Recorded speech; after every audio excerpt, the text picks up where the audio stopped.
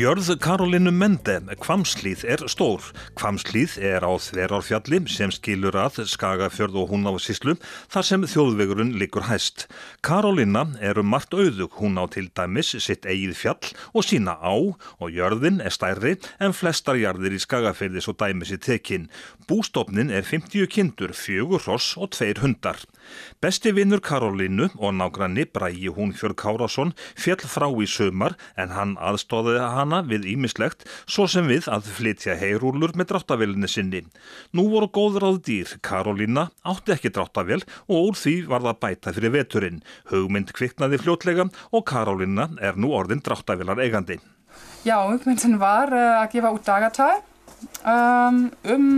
daglega lífi okkar hér, svona til að geta ímynda sig hvernig það í fjöllunum hérna á Íslandi og já, líka hafa dagatalið það sem gamla tímatalið inn í falin.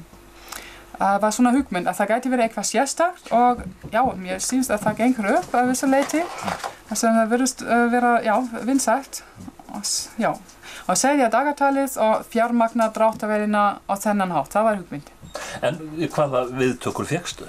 Bara mjög góðar, ég virkilega æsæl, þetta ótrúlegt að vissu leyti. Ég byrjaði að auglýsa fyrir rúmlega 3 vikum og nú þegar ég komið með það mikið pening að ég gat keypt dráttarvél eins og hún núna hún tækjalaus en það kemur bara núna á eftir. Þannig að þetta ótrúlegt hvað þetta gekk við. Karolína segist vissulega hafa rennt blint í sjóinn. Bústofnin leikur stórt hlutverk þegar dagatalinu flett. Allir í Hvammshlíð til dæmis á forsíðu dagatalsins. Já, nákvæmlega, allar kindur, allar 50 og 2 hundar og ég og svona sagt 4 hross. Og já, kindurnar þurfa hey á veturna auðvitað og það þarf dráttarvél að flytja hið. Þannig að þetta samhengi nokkuð augljóst. Þess vegna sýndi ég þetta bara til að ímynda sig hver við hérna í Hvammshlíð. Maður sér eiginlega bara strax þegar maður flettir dagatalinu að hver kind hún einstakur persónuleiki. Já, það það. Ævik akkurat það sem þú segir. Þess vegna auðvitað öll með nöfn og ég ekki bara með ær, heldur líka með sauði. Og já, það svona blandaður hópur. En þegar þú varst svona að spá og spekulera í þetta dagatalinu, manni sýnist svona að myndirnar og sögurnar þær gefi svolítið svona góða mynd af því hvernig lífið hérna hjá þér allan ársins. Já, ég vona það. Það var svona markmið hjá mér. Það sem margir spyrja mig hvernig það einlega þarna uppi á fjallinu, ekki alltaf stóri, það ekki bara alltaf hvasst. En það ekki þannig, samt getur það verið svona, vond veður. Já, það gott tækifæri að fá sér ímynd, fletta dagatal. Allar þessar myndir tók ég sjálf, bara svona, sem sagt, daglega. Og já, ég nota öll tækifæri að sýna þetta svona, já, allt það sem fallegt og allt það sem kannski pínu ógnandi stundum, en já, þetta reddast allt auðvitað. Já, þetta reddast, en höldum næst niður á Sauðárkrók þar sem Karolína tók á móti dráttarvélinni, Setor 7245, árgerð 1990. Næst á dagskránni að dytta að vélinni, skóflunni á vélina og rúllugripinu.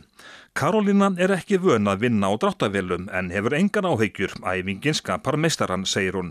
En höldum aftur upp í Hvammshlíð í litla notalega húsið þar sem dagatalið var skapað með svona góðum árangri. Það í raun og veru kaupendur dagatalsins sem fjármagna kaupin á dráttarvélinni og búnaðinum. Veturinn upp á Þverárfjalli getur verið harður og Karolína nýtur norðurljósanna. Já, það það. Ég bara svo heppin að fá eina mynd af því svona með húsið og norðurljós og þannig að það allt. Það febrúar. Já, til dæmis, einmitt. En vissirðu fyrirfram sem sagt sprengidaginn og gvendardag og allt þetta, var mikið rannsókn að vinna sem þurfti að fara í gang hjá þér? Já, það var svona hluta til, ég vissi auðvitað sprengidag og svo framvegis en ekki gvendardag, til dæmis. En já, það var mjög skemmtilegt, það var markmið mitt að sýna það sem var í gamla daga, þar sem ef maður les of gamla bækur, eins og ég geri, þá það oftast þannig að það til dæmis sagt, í 20. annar viku vetrar það kyngdi niður miklum snjó og það alltaf spurning hvenær þessi 20. vika, 20. annar vika vetrar og ég var alltaf svona að reyna að regna þetta út og það var alltaf flókið og mér fannst það þarf að vera til dagatal þar sem maður fer bara í gegn og segir já, þarna það já, það var svona markmið hjá mér og þá fór ég að leita hvar ég geti fengið upplýsingar og því ég var svo heppin, ég keypti bók sem hérna Saga daganna sem var til sölu á bókamarkaði á Blönduósi og þessi bók reyndist mér mjög vel, hún mjög þekkt heit ég. Allir sem hafa áhuga á því vita að hún hjálpa bara mjög vel og svo spurði ég auðvitað vini og allt mögulegt á bakvið þannig að já, það var þessi rannsóknarvinna. En þú svona, sem sagt, ert eiginlega bara klár í veturinn. Dráttarvélin, hún núna, það að gera hana upp og hún kemur svona vonbráðar, þannig að þú ert bara klár í veturinn. Já, næstum því, get sagt það, 99% klár. Ein bara svona gáta í lokin fyrir þig, hvenær krossmessa?